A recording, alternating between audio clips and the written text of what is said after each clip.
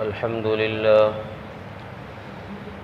لله نحمده ونستعينه ونستغفره ونؤمن به ونتوكل عليه ونعوذ بالله من شرور أنفسنا ومن سيئات أعمالنا من يهده الله فلا مضل له ومن يضلله فلا هادي له ونشهد أن لا إله إلا الله وحده لا شريك له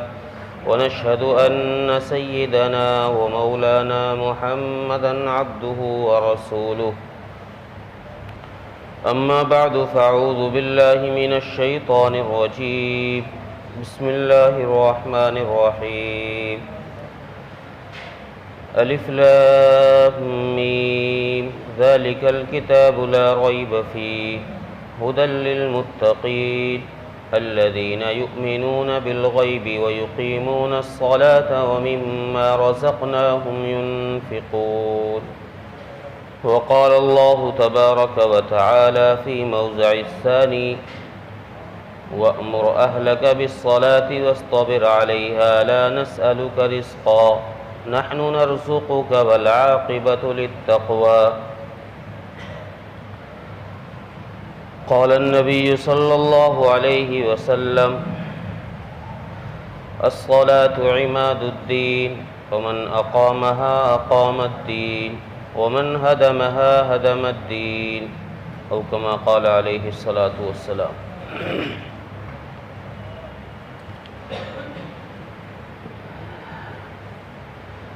محترم غیور نوجوان دوستوں اور بھائیوں،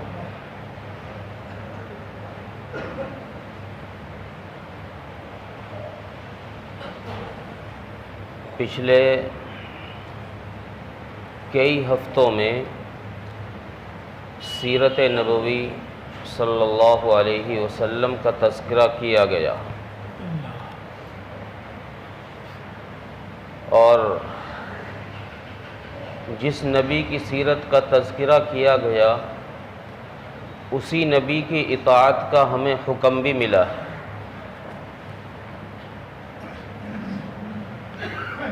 اور اس نبی کی اطاعت میں اور اس نبی کی شریعت میں سب سے بڑی چیز جو ہم کو ملی ہے،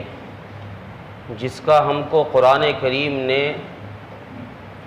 کئی جگہ پر حکم دیا ہے،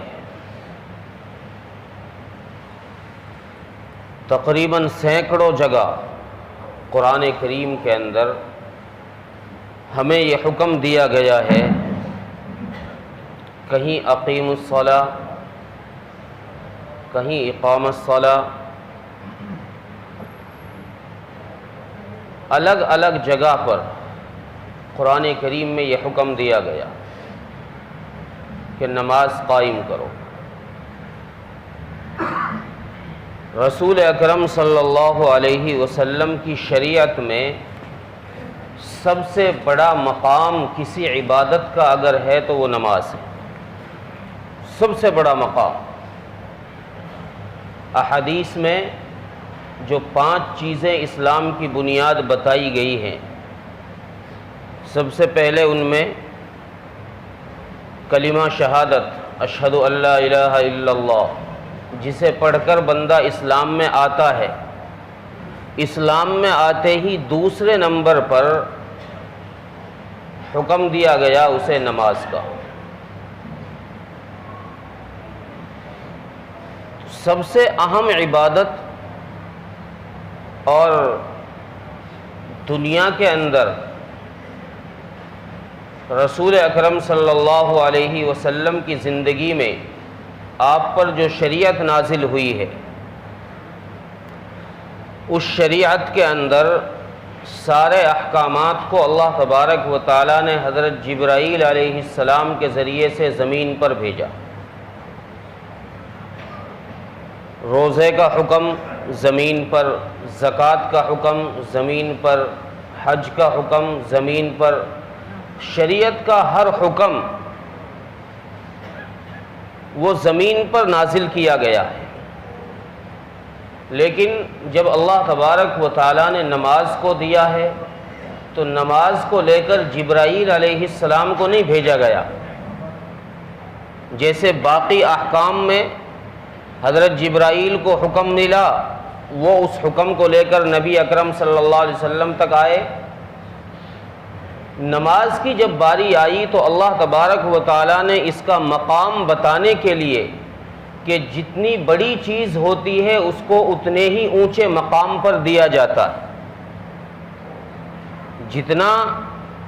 بڑا کوئی ایوارڈ ہوتا ہے اس کو اتنی ہی اونچی جگہ پر دیا جاتا ہے۔ تو اللہ تبارک و تعالیٰ نے رسول اکرم صلی اللہ علیہ وسلم کو نماز کا جب تحفہ دیا تو وہ زمین پر نہیں آسمانوں پر بلا کر دیا ہے۔ آپ کو معراج کرائی، ام ہانی کے گھر سے حتیم کا سفر کرایا، حتیم سے بیت المقدس کا سفر کرایا، بیت المقدس سے 7 آسمانوں کا سفر کرایا، پھر 7 آسمانوں سے اوپر سدرۃ المنتہا سے اوپر اللہ تبارک و تعالیٰ نے عرش پر بلا کر نماز کا تحفہ دیا۔ اور نماز میں جو التحیات ہمیں ملا ہے یہ اللہ اور اس کے رسول کی گفتگو ہے کہ نبی نے ملاقات کے وقت معراج میں کیا باتیں کی ہیں، وہ ان باتوں کا نچوڑ التحیات ہے۔ جب رسول اللہ صلی اللہ علیہ وسلم اللہ کے دربار میں پہنچے ہیں تو آپ نے تحفہ پیش کیا، نذرانہ پیش کیا، التحیات للہ والصلوات والطیبات، اے اللہ میری بدنی عبادت، میری قولی عبادت، میری فعلی عبادت یہ سب آپ کے لیے ہے۔ تو اللہ تبارک و تعالیٰ کی طرف سے جواب آیا، السلام علیکہ ایھا النبی، اے نبی جی آپ پر سلام۔ رسول اکرم صلی اللہ علیہ وسلم نے جب اللہ تبارک و تعالیٰ کی یہ مہربانی، یہ رحمت، یہ عنایت دیکھی تو پیچھے اپنی امت کو یاد فرمایا اور فرمایا کہ اللہ میں بھی ایک بات کہوں۔ اللہ نے فرمایا نبی جی تمہیں بلایا ہی اپنی بات کہنے کے لیے ہے، یہ محفل سجائی تمہاری بات کہنے کے لیے گئی ہے، آپ کہیے اپنی دل کی بات۔ آپ صلی اللہ علیہ وسلم نے ارشاد فرمایا السلام علینا وعلی عباد اللہ الصالحین، اے اللہ میں جن لوگوں کو اپنے پیچھے چھوڑ کر آیا ہوں، میری امت جو میرے پیچھے رہ گئی ہے،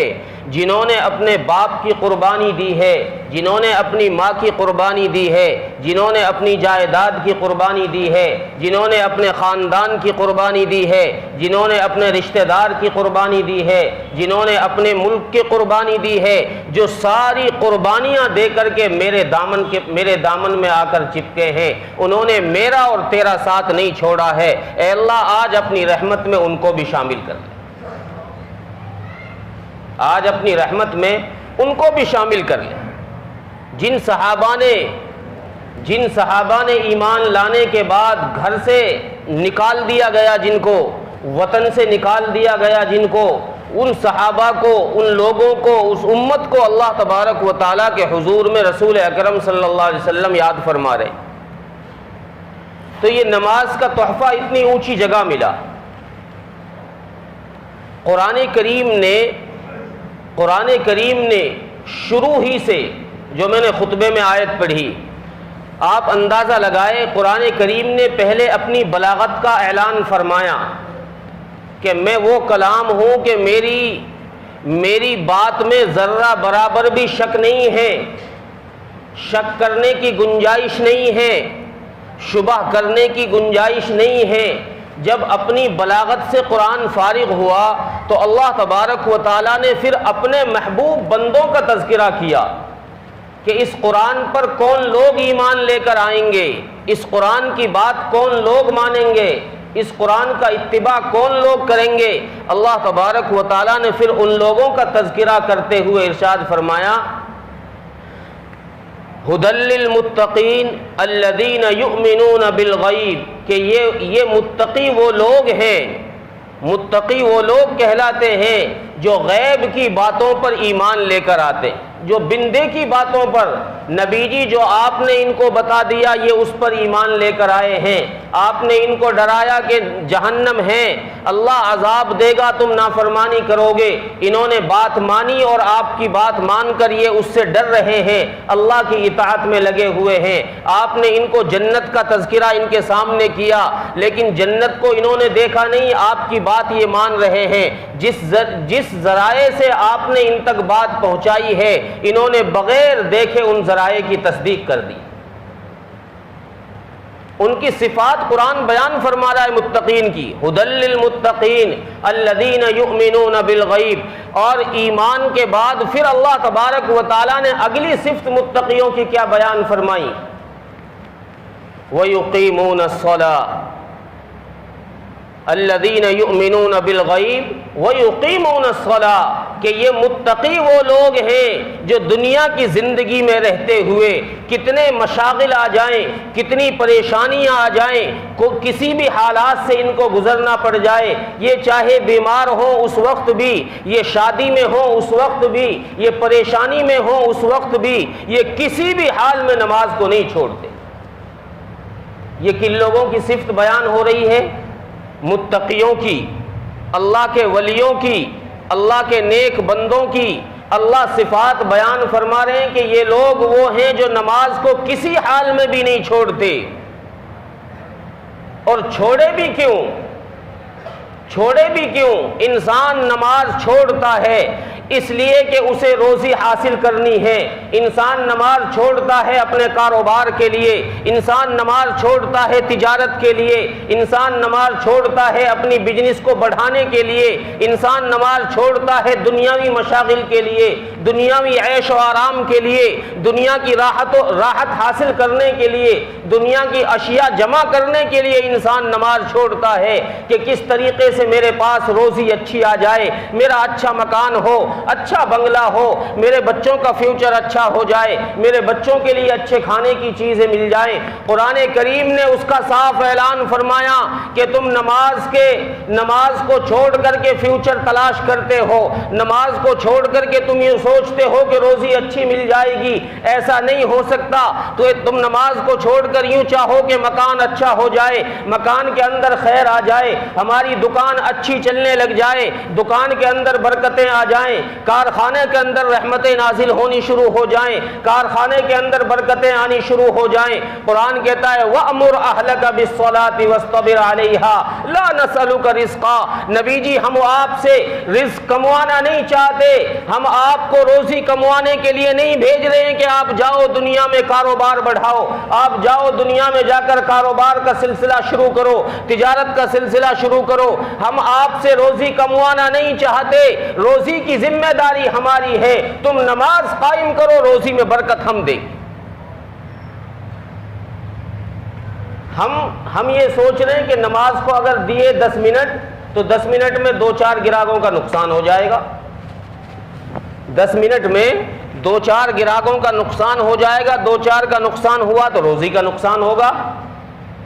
اللہ کا وعدہ یہ ہے کہ نماز پڑھو برکت دوں گا،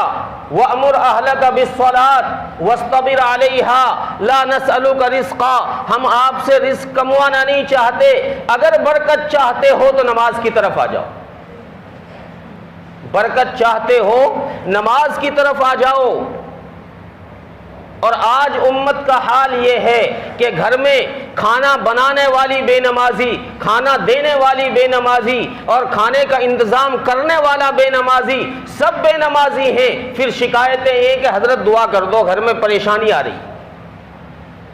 گھر میں برکت نہیں ہو رہی، حضرت چلو چل کے قرآن خوانی کر دو دکان میں، برکت نہیں ہو رہی۔ پھر اس لیے آتے کہ چلو دعا کرو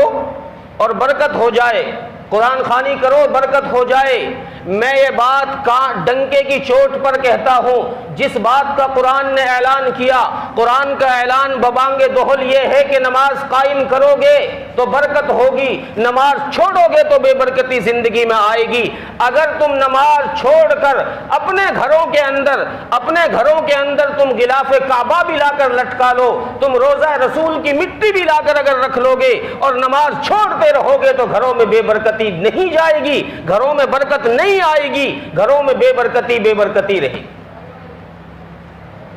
ہم سوچتے ہیں جی نماز تو من کرے گا تو چلو جمعے کے دن پڑھ لیں گے، چونکہ ہمارے اوپر جمعے کی نماز فرض ہے، اس لیے جمعے کی نماز پڑھ لو چل کر، باقی دنوں کی نماز تو اللہ نے معاف کر رکھی ہے نا، باقی دنوں کی نماز تو معاف کر رکھی ہے نا، جمعے کے دن ساری منزلیں فل ہیں مسجد کی۔ کہاں سویا ہے مسلمان؟ کبھی اپنے ضمیر کو جھنجھوڑ کر دیکھا ہے کہ جس مالک نے ہمیں پیدا کیا، جس مالک نے ہمیں اتنا بڑا کیا، جس مالک نے ہمیں اس قابل کیا،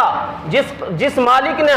ہمارے اندر اتنا دماغ دیا کہ ہم اپنا کاروبار چلا سکیں، اپنی تجارت چلا سکیں، اپنا بزنس چلا سکیں، اپنے دنیاوی انتظامات کو کر سکیں، جس مالک نے یہ دماغ دیا ہے، اس مالک نے جب ہمیں نماز کا حکم دیا ہے، اپنے سامنے جھکنے کا حکم دیا ہے تو ہم اس کے سامنے جھکیں گے نہیں تو پھر کیا حشر ہوگا؟ پھر کیا بنے گا ہمارا؟ آج آدمی نماز چھوڑ کر خوش ہے۔ بعض دفعہ اللہ تبارک و تعالی نافرمانیوں کے باوجود بھی روزی دیتے ہیں، نافرمانیوں کے باوجود بھی رزق عطا کرتے ہیں، برکت والا نہیں ہوتا۔ ایک ہوتا ہے رزق کا مل جانا،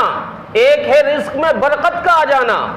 برکت الگ چیز ہے، رزق کا مل جانا الگ چیز ہے۔ برکت اس کا نام ہے کہ تھوڑی چیز بہت کے لیے کافی ہو جائے،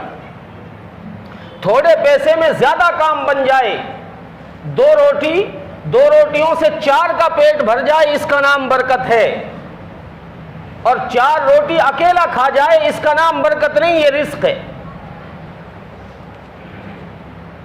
تو بعض دفعہ اللہ تبارک و تعالی نافرمانوں کو بھی روزی دیتے ہیں، لیکن ان نافرمانی کی روزی کو اللہ تبارک و تعالی بطور مہلت کے دیتے ہیں کہ جب تک اسے آزادی ہے دنیا کی زندگی کی، جب تک اسے دنیا کی زندگی کے سانس ملے ہوئے ہیں اس وقت تک اللہ نے اسے آزاد چھوڑ رکھا ہے، لیکن جس دن موت آئے گی اللہ تبارک و تعالی کی گرفت آ جائے گی، پکڑ آ جائے گی۔ آدمی اب اگر نافرمان کو دیکھ کر کے یوں سوچے کہ یار یہ بھی تو نماز نہیں پڑھتا، اس کے پاس تو اچھی خاصی روزی ہے، اس کے پاس تو کئی کارخانے ہیں، کئی دکانیں چل رہی ہیں، نماز ایک ٹائم کی نہیں پڑھتا، یہ تو صرف جمعے کو جاتا ہے۔ اللہ تبارک و تعالیٰ نے فرعون، حامان، قارون کا ذکر قرآن میں اسی لیے کیا ہے کہ تاکہ لوگ یہ دیکھ لیں کہ مال تو ہم نے ان کو بھی دیا تھا، روزی تو ہم نے ان کو بھی دی تھی، پاور تو ہم نے ان کو بھی دیا تھا، لیکن انجام کیا نکلا؟ انجام قرآن نے بیان کیا، انجام قرآن نے بیان کیا کہ بے نمازی آدمی جب اللہ تبارک و تعالیٰ کے حکموں کے خلاف چلتا ہے اللہ تبارک و تعالیٰ زندگی کا سکون چھین لیتے ہیں، زندگی میں سکون نہیں ملتا اس آدمی کو۔ اور اگلی بات سنو، اللہ تبارک و تعالی جب آدمی کا آخری وقت ہوتا ہے نماز نہ پڑھنے کی وجہ سے، نماز چھوڑنے کی وجہ سے، اللہ تبارک و تعالی آخری وقت میں ایمان سلب کر لیتے ہیں۔ ایمان پر خاتمہ نہیں ہوتا، یہ میں بات اپنی طرف سے نہیں کہہ رہا، پیران پیر دستگیر سب سے بڑے پیر نے یہ بات لکھی ہے، کہاں پر؟ غنیت الطالبین میں، غنیت الطالبین کے اندر یہ بات لکھی ہے کہ جو آدمی نماز نہیں پڑھتا آخری وقت میں ایمان سلب ہو جاتا ہے، آخری وقت میں ایمان سلب ہو جاتا ہے۔ اور آگے فرماتے ہیں کہ جب اس کا بے نمازی کا انتقال ہو جائے تو مسلمانوں کو چاہیے کہ اس کا کفن دفن کا انتظام نہ کرے، اس کو نہ غسل دیا جائے نہ کفن دیا جائے، اور اس کو مسلمانوں کے قبرستان میں بھی دفن نہ کیا جائے۔ یہ غنیۃ الطالبین کے اندر لکھی حضرت پیر نے۔ یہ بے نمازی کا حال ہے کہ ایمان پر خاتمہ نہیں ہو رہا، اور جب ایمان پر خاتمہ نہیں ہوگا تو آخرت کی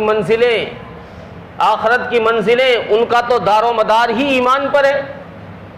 آخرت کی منزلوں کا دار و مدار ہی ایمان پر ہے، آخرت کے سارے سوالات کا جوابات ایمان کی بنیاد پر ہے۔ آخرت میں 7 سوال ہیں، 3 قبر میں اور 4 میدان حشر میں۔ ان سارے سوالوں کا جواب آدمی تبھی دے پائے گا جب خاتمہ ایمان پر ہوگا۔ اگر ایمان پر خاتمہ نہیں ہے پھر سوالوں کا جواب بھی نہیں ہے اس کے پاس، پھر یہ خالی ہاتھ ہے۔ تو اللہ تبارک و تعالیٰ نے قرآن کریم میں جس چیز کا جا بجا حکم دیا ہے، الگ الگ مقام پر حکم دیا ہے اور بار بار حکم دیا ہے، آج ہم مسلمان سوچ کے دیکھیں کہ ہم اس عبادت میں کتنے آگے ہیں، کتنے پرسنٹیج میں۔ نماز میں مسلمانوں کا پرسنٹیج اگر نکالا جائے گا تو 2-3% مشکل سے نکلے گا۔ یہ ہمارا حال ہے اس عبادت کا جو عبادت ہمارے اسلام میں، ہمارے دین میں سب سے اونچی ہے، جس کا مقام سب سے اونچا، جو عبادت سب سے اعلیٰ، اور ہم مسلمانوں کا حال اس میں سب سے پیچھے۔ ہماری پریشانی کی بڑی وجہ ایک یہ ہے کہ ہم نماز سے دور ہیں۔ جب آدمی نماز سے دور ہوگا تو پھر اللہ تبارک و تعالیٰ کی رحمت کی نظر اس کی طرف نہیں ہوگی، پھر زندگی کی برکت بھی ختم، آخرت کی برکت بھی ختم۔ اور جو انسان دنیا میں اکڑ کر چلے گا، اللہ کی نافرمانی کرے گا، علل اعلان اللہ کے احکامات کو توڑے گا، اللہ تبارک و تعالیٰ باوجود یہ کہ دنیا میں وہ آدمی بینا ہو، دنیا میں وہ آدمی بہت اچھا دیکھ رہا ہو، قرآن کریم کا اعلان ہے، قرآن نے کہا کہ ایسے بے دین آدمی کو جو قرآن کریم کا علل اعلان مخالفت کر رہا ہو، دنیا کے اندر اللہ کے احکامات کی علل اعلان بغاوت کر رہا ہو، قرآن کہتا ہے ایسے آدمی کو اللہ جب میدان حشر میں لے کر آئیں گے، ایسا آدمی جب میدان حشر میں آئے گا تو اللہ تبارک و تعالیٰ اس کی آنکھوں کی بینائی ختم کر دیں گے۔ وَمَنْ أَعْرَضَ عَنْ ذِكْرِي فَإِنَّ لَهُ مَعِيشَةً ضَنْكًا وَنَحْشُرُهُ يَوْمَ الْقِيَامَةِ أَعْمَى قَالَ رَبِّ لِمَ حَشَرْتَنِي أَعْمَى وَقَدْ كُنْتُ بَصِيرًا۔ اللہ سے کہے گا اللہ میری تو آنکھیں تھی، مجھے تو بڑا اچھا دکھتا تھا، میں تو نظر والا تھا، میں کوئی اندھا نہیں تھا، یہ کیا ہوا مجھے، یہ کیا ہوا ہے مجھے یہاں قبر سے اٹھایا گیا ہے اندھا، میری روشنی غائب ہے، یہ کیا ہو گیا۔ ومن اعرض عن ذکری، جواب آئے گا کہ اس لیے اندھا اٹھایا گیا ہے کہ دنیا میں تو نے ہمارے ذکر سے یعنی ہماری اطاعت سے تو نے اعراض کیا تھا، ہماری فرما برداری سے تو نے آنکھیں جان بوجھ کر بند کی تھی، آج ہم نے تیری آنکھوں کی بینائی کو سچ مچ میں ختم کر دیا۔ دنیا میں تو جان بوجھ کر اندھا بن رہا تھا، آج ہم نے تمہیں جان بوجھ کر سچ مچ میں اندھا کر دیا۔ اس لیے عزیز و بزرگو دوستو، نماز جیسی عبادت میں سستی نہ کرو، نماز جیسی عبادت میں سستی نہ کرو، یہ نماز ہی دنیا اور آخرت کی اصل مسائل کا حل ہے۔ دونوں جہاں کی منزلیں آسان اگر کرانی ہے نماز کی پابندی کرو، صرف جمعے کی پابندی نہیں ہے، جمعے کی پابندی سے مسئلہ حل نہیں ہوگا، روزانہ رب کا رزق کھاتے ہو، رب کی دی ہوئی چیزیں، رب کی دی ہوئی نعمتیں روزانہ استعمال کرتے ہو تو روزانہ اس رب کے سامنے سجدہ ریز ہونا پڑے گا، اس کے سامنے پیشانی جھکانی پڑے گی، اس کا شکر ادا کرنا پڑے گا۔ اور جب رب کا شکر ادا کیا جائے گا تو رب پھر نعمتوں میں اضافہ کریں گے. لئن شکرتم لازیدنکم ولئن کفرتم ان عذابی لشدید. اگر تم، اللہ فرما رہے اگر تم میرا شکر کرو گے، میری نعمتوں کی قدردانی کرو گے، شکر گزاری کرو گے تو میں نعمتیں تمہیں بڑھا بڑھا کر کے دوں گا. اور اگر تم نے ناشکری شروع کر دی، اگر تم میری نعمتوں کی ناقدری پر اتر آئے تو پھر سمجھ لو میرا عذاب بھی بڑا سخت ہے، پھر میرے عذاب سے نہیں بچ پاؤ گے. دنیا میں تو اگرچہ تم بچتے نظر آ رہے ہوگے، لوگوں کے چونا لگاتے ہوئے نظر آ رہے ہوگے کہ فلاں کا چونا لگا دیا میں نے، فلاں کو دھوکہ دے دیا، فلاں کو میں نے مال ملاوٹ کا سپلائی کر دیا، فلاں کے ساتھ میں نے یہ کر دیا یہ کر دیا. دنیا میں تو تم لوگوں کو دھوکہ دے دو گے. اللہ فرما رہے مجھے دھوکہ نہیں دے سکتے، میرے یہاں کا قانون بڑا سخت ہے، پھر میرے عذاب کے لیے تم تیار ہو جاؤ. اس لیے عزیز و بزرگوں دوستو، نمازوں کی پابندی کرو تاکہ زندگیوں میں برکت آئے، اور نمازوں کے لیے اپنے بچوں کو بھی حکم کرو. چونکہ حدیث میں رسول اکرم صلی اللہ علیہ وسلم نے ارشاد فرمایا کہ اپنی اولاد کو 7 سال کی عمر میں نماز سکھاؤ، اور جب 7 سال کی عمر میں جب نماز سکھاؤ گے تو اس کو اس طریقے سے عادی بناؤ کہ یہ 10 سال تک جاتے جاتے 3 سال کے اندر یہ پکا نمازی بن جائے، یہ تمہارے بغیر کہے اذان ہوتے ہی مسجد میں پہنچ رہا ہو. اس لیے شریعت نے فرمایا کہ جب 10 سال کا ہو جائے پھر اگر ناغہ کر رہا ہے تو مارو. 10 سال کا اگر ہو جائے پھر اگر نماز میں سستی اور لاپرواہی کرے تو اس کو دھمکاؤ، پٹائی کرو اس کی. لیکن آج ہمارا حال یہ کہ بچہ اگر جاب پر نہیں جا رہا، کام پر نہیں جا رہا، ٹیوشن پہ نہیں جا رہا، اسکول میں نہیں جا رہا، ماں باپ ناراض ہوتے ہیں. ماں باپ ناراض ہوتے ہیں کہ بیٹا میں فیس دے رہا ہوں تو کیوں نہیں جا رہا ٹیوشن پہ، کیوں نہیں جا رہا تو اسکول میں، کیوں نہیں جا رہا تو کام پر. باپ پوچھتا ہے، ماں پوچھتی ہے، لیکن بیٹا پورا ہفتہ نماز نہیں پڑھتا. باپ ایک ٹائم اس سے نہیں پوچھتا بیٹا نماز کیوں نہیں پڑھی، نماز کیوں نہیں پڑھی. یہ باپ کی ذمہ داری ہے. اس لیے حضرت علی رضی اللہ عنہ کو رسول اللہ صلی اللہ علیہ وسلم نے حکم دیا، یا علی ثلاث لا تؤخر،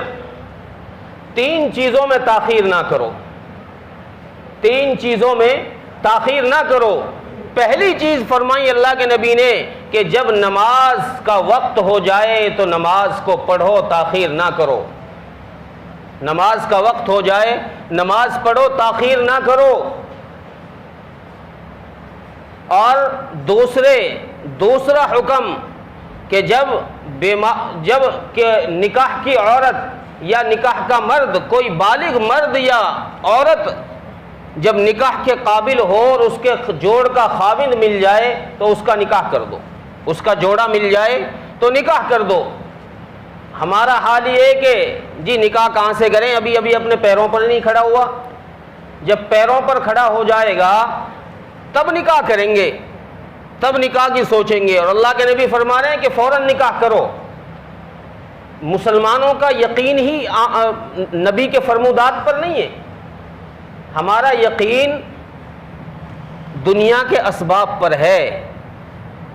دنیا کے اسباب پر کہ بیٹے کی 10,000 کی جاب لگ جائے گی تو نکاح کریں گے. اب یہ اپنا بھی پیٹ بھرے گا، اپنی بیوی کا بھی پیٹ بھر لے گا. اور تیسری بات ارشاد فرمائی کہ جب جنازہ تیار ہو جائے تو اس میں تاخیر مت کرو کہ جی ابھی اس کا بیٹا آ رہا ہے، اس کا بھائی آ رہا ہے. لوگ کئی دن گزار دیتے ہیں، 2 دن، اور 1 دن تو عموماً گزرتا ہے. عموماً 24 گھنٹے کا ٹائم تو ہر جنازے میں لگتا ہے. شاید ہی کوئی اللہ ماشاءاللہ کوئی ایسا آدمی ہو جس کو جلد دفنا دیا جائے، ورنہ 24 گھنٹے کا ٹائم تو لے ہی لیتے ہیں. شریعت کا حکم یہ ہے کہ جنازہ موت ہوئی جلدی کرو دفنانے کی، کسی کا انتظار نہیں، کسی کا انتظار نہیں. تو یہ 3 باتیں اللہ کے نبی صلی اللہ علیہ وسلم نے ارشاد فرمائی. ان میں سب سے پہلے یہی فرمایا کہ نماز کا وقت ہو جائے، نماز کا ٹائم آ جائے تو نماز پڑھو. اس لیے ہم سب کو چاہیے کہ صرف جمعے کے دن کی نہیں، پانچوں ٹائم کی ہم اپنی نمازوں کی پابندی کریں۔ اللہ تبارک و تعالی عمل کی توفیق عطا فرمائے۔ وآخر دعوانا الحمدللہ رب العالمین۔